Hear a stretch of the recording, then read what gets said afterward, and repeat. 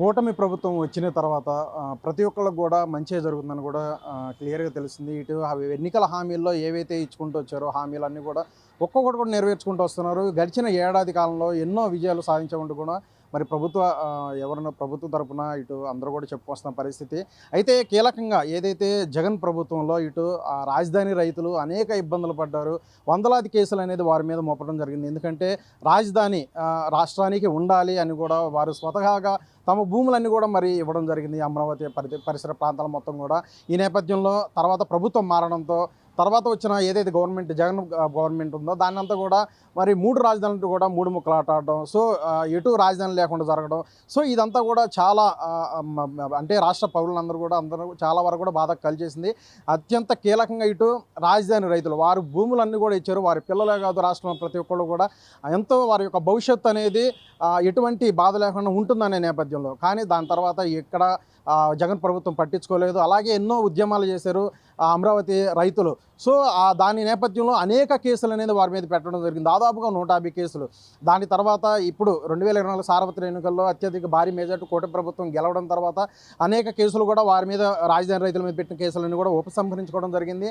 అయితే ఇటీవల అంటే ఈరోజు చూసుకున్నట్లయితే ఇంకా చాలా దాదాపుగా 120 కేసులు కూడా మొత్తం కూడా తీసేశారంటే కోర్టులో నడుస్తున్నాయి. మరికొన్ని 10 ఆ విధంగా ఉంటాయంటూ కూడా చెప్పుకొస్తున్నారు రైతులు.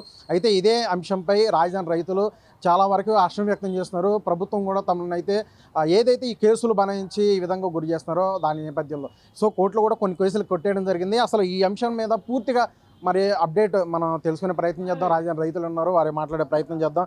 సార్ చెప్పండి, ఇప్పటికే దాదాపు ఏదైతే 150 కేసుల్లో కూడా 120-130 కేసులన్నీ కూడా మాఫీ అయిపోయినట్టు కూడా తెలుస్తుంది.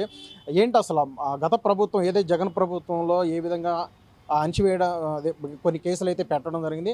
ఇప్పుడు ఈ ప్రభుత్వంలో తీసుకున్న ఈ నిర్ణయాల పట్ల ఏం చెప్పదలుచుకున్నారు మీరు? జై అమరావతి, జై ఆంధ్రప్రదేశ్. రాజధాని నగర నిర్మాణానికి 29,881 మంది రైతు కుటుంబాలు 34,300 ఎకరాల సాగు భూమిని మేమందరం కూడా ఆ రోజు రాజధాని లేనటువంటి రాష్ట్రానికి రాజధాని నగర నిర్మాణం కోసం భూములు ఇవ్వడం జరిగింది. అప్పుడే ప్రభుత్వం మాకు కేవలం మా దగ్గర ఎకరం తీసుకొని కేవలం 25 సెంట్లు మాత్రమే ఇచ్చాం. అంటే మేము ఎకరంలో 3 వంతులు ప్రభుత్వానికి ఇచ్చి 1 వంతు మాత్రమే తీసుకున్నాం. ఆ రోజు ప్రభుత్వం మాకేం చెప్పిందంటే నగరాలతో కూడినటువంటి రాజధాని నగర నిర్మాణాలు చేస్తాం, రైతులకు ఇచ్చినటువంటి ప్లాట్లు మరి ఇంటర్నేషనల్ లెవెల్లో అంతర్జాతీయ స్థాయిలో అభివృద్ధి చేస్తాం, మౌలిక సదుపాయాలు కల్పిస్తామని చెప్పి ఆ రోజు చెప్పడం జరిగింది. ఆ రోజు ఆ ప్రభుత్వం చేసినటువంటి వాగ్దానంలో భాగంగానే అమరావతిని అభివృద్ధి చేశారు, డెవలప్మెంట్ చేశారు. మరి ఇక్కడ విశాలమైనటువంటి రోడ్లు కానీ శాసనసభ, శాసన మండలి, సచివాలయం, ఐఏఎస్ ఐపీఎస్ బిల్డింగ్స్తో పాటు మరెన్నో ప్రభుత్వ భవనాలు, ప్రైవేటు భవనాలు, మరి అదేవిధంగా ఇక్కడ ఉన్నటువంటి ఉద్యోగస్తుల భవనాలు కూడా నిర్మించడం జరిగింది. ఎంతలోనే ప్రభుత్వం మారింది.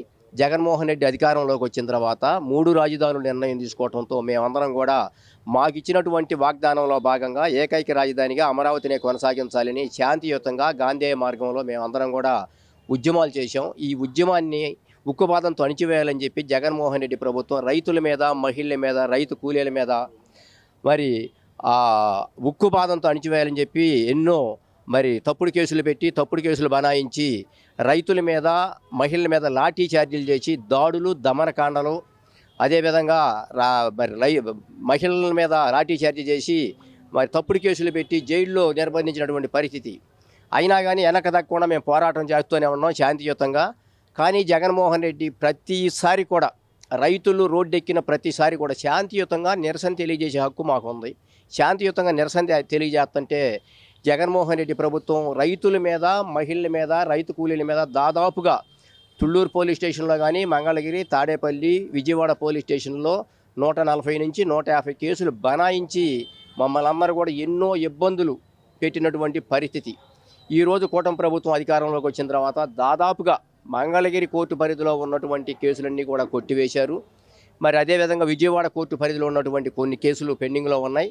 అదేవిధంగా తుళ్ళూరు పోలీస్ స్టేషన్లో 120 కేసులు దాకా పెడితే దాదాపు అక్కడ 100 కేసుల దాకా తీసివేయడం జరిగింది. ఇంకొక 20 కేసులు దాకా అక్కడ పెండింగ్లో ఉన్నాయి.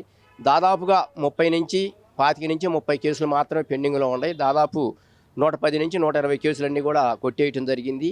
ఈ ఉన్నటువంటి ఈ కొద్ది కేసులు కూడా కొట్టేస్తే మేమందరం కూడా మరి ఫ్రీగా ఉండగలుగుతాం. ఎందుకంటే మేమందరం కూడా మా బిడ్డలు చాలామంది ఫారిన్ కంట్రీల్లో ఉన్నారు. మా అందరం కూడా పాస్పోర్ట్లు వచ్చి ఉన్నాయి గతంలో.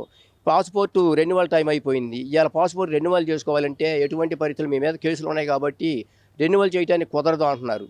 మా పిల్లలు విదేశాల్లో ఉన్నారు. వారి దగ్గరికి మేము పోవాలంటే ఎటువంటి మరి ఈ 5-6 సంవత్సరాల నుంచి కూడా పోలేనటువంటి పరిస్థితిలో ఉన్నాం. కాబట్టి ప్రభుత్వం వారు దయచేసి దయవుంచి మా యందు దయవుంచి ఈ 120, 130 కేసులు ఏ విధంగా తీసేశారో ఈ మిగిలినటువంటి కొద్ది కేసులు కూడా తీసేసి మాకు ఉపశమనం కలిగించాలని చెప్పి మేమందరం కూడా కోరుకుంటున్నాం. జై అమరావతి.